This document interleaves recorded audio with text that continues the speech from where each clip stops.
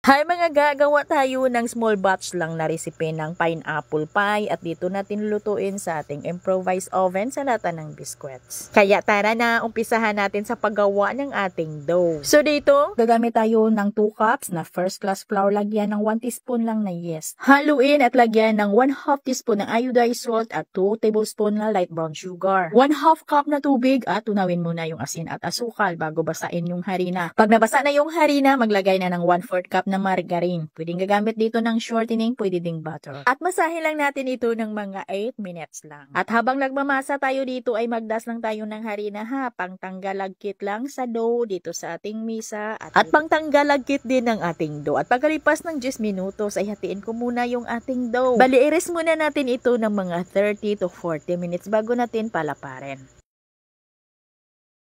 At pagkalipas ng 35 minutos ay medyo malambot na ho yung aking dough kaya palaparin ko na ito. Sa pagpalapad dito ay tansyahin lang talaga yung gagamitin na tray.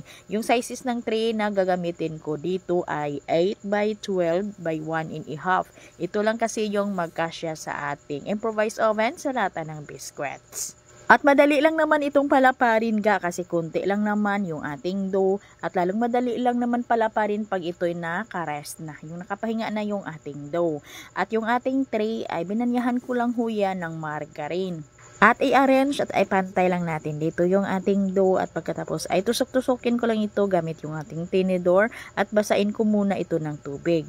At mamaya lang muna mga gaay yung ating dough na yung bilang pangpatakip natin, mamaya ko lang ho yan palaparin. So itabi lang muna natin yan at dito naman tayo sa ating palaman. So dito gagamit tayo ng 2 cups ng cornstarch. Maglagay ako dito ng isang sachet ng pineapple tang. 1 cup puti na asukal at kunti lang talaga na asin. Isang kurot lang. At 1 cup na evaporated milk at 1 cup na tubig. And din haluin muna natin yan. Tunawin muna natin yung cornstarch. At para ma-enhance talaga yung kulay dilaw ng ating palaman ay maglagay ako dito ng nasa 1/8 or 1/4 teaspoon ng food color na egg yellow. At dito naman sa ating kawali ay nagpakulo na tayo ng 4 cups na tubig. At pag ito'y kumulo na talaga ay ilagay na natin dito yung ating tinunaw na cornstarch. At agad natin itong haluin ng diretso hanggang sa lumapot. Haluin talaga natin para hindi didikit or hindi masunog yung ilalim nito. Haluin hanggang sa lumapot yung ating mixture at pag ganito na mga gaay, agad na natin itong isalin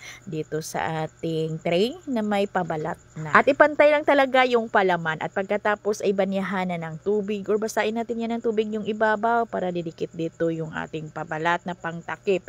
At ito na nga mga gaay, nalapad na natin yung ating pabalat. At i-press down lang natin yan para maging kapit na kapit talaga yung pabalat natin dito sa ating palaman.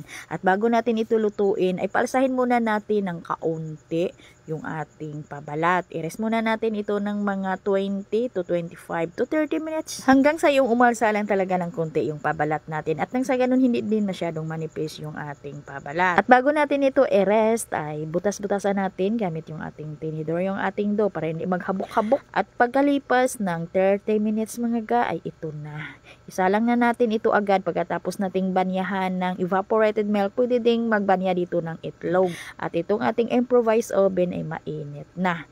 Kung sa gas oven or sa regular oven ninyo ito lulutuin or sa electric, may preheated na 180 degrees Celsius yung pagluto ninyo dito sa loob ng mga 25 to 30 minutes. Depende din sa gamit na oven. Dito kasi sa ating improvised oven ay tansyahan lang talaga yung ating init ng oven dito, yung ating baga. Ay kailangan ay tingnan-tingnan lang talaga natin to para hindi din masunog. At kailangan ito'y malamig na bago natin hiwain.